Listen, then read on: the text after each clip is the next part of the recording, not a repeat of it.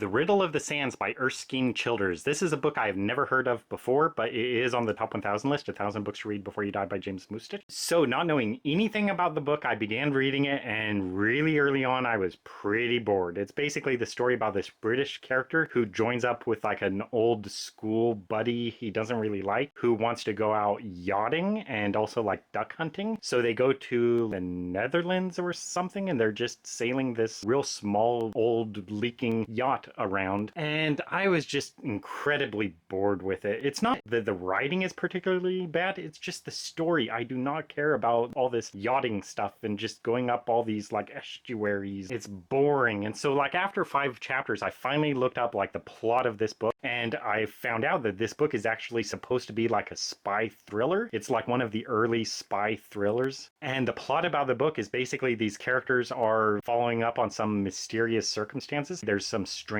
movements by the Germans, and this is set like in the early 1900s. And so what happens is they find out that the Germans are actually like plotting to like drain the Netherlands or something, and by doing that somehow they'll like use barges to launch an invasion of England. And so in a way the book is timely because it's set before World War One. I mean, like World War One had not happened yet when this author wrote this, and at the time France was kind of considered the main threat to England. It wasn't so much that Germany was so much the threat yet. And so this author here, Erskine Childers, wrote this book basically prophesizing or whatever a war against the Germans. So even though I think that's okay or whatever, I mean, that's, you know, good foresight from him. And I respect that this book is one of the early like spy thrillers or whatever, but it just wasn't interesting at all. I would have never thought this book was a thriller in the least. It was just not interesting. It was all about like going on this yacht and taking it up and down the river, and I just did not care. And after 5 chapters, I still did not care. Nothing was really happening.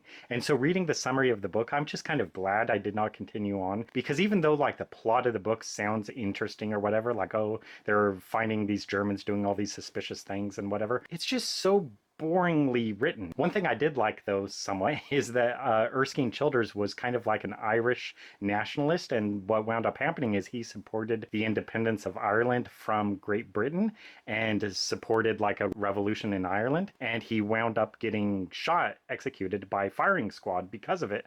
I think in like 1922 or something like that. And it's kind of funny, like his final words, you know, he's being lined up to be shot at the firing squad, and he told the guys like, take a step or two forward, lads, you know, make it easy, which is kind of funny. But still, the book, it was just boring, so I didn't really care. So I like that, you know, it's predicting war against the Germans and it's one of the early spy thrillers, but it's just not an interesting read, really, so I didn't enjoy it. So I cannot give any more than 2 stars to